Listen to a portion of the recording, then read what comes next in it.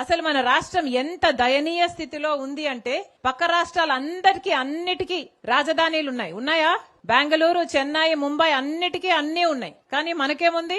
చేతిలో చిప్పు ఉంది. కనీసం ఒక రాజధాని కూడా లేదు. మన బిడ్డలు ఎక్కడికి వెళ్ళాలి ఉద్యోగాల కోసం?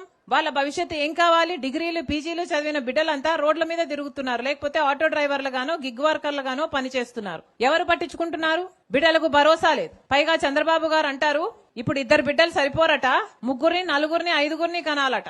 ఉన్న బిడ్డలకే దిక్కులేదు, 2, 3, 4 కడాలట. అట్లా కన్న వాళ్ళకి ఈయన 25,000 రూపాయలు ఇస్తాడట.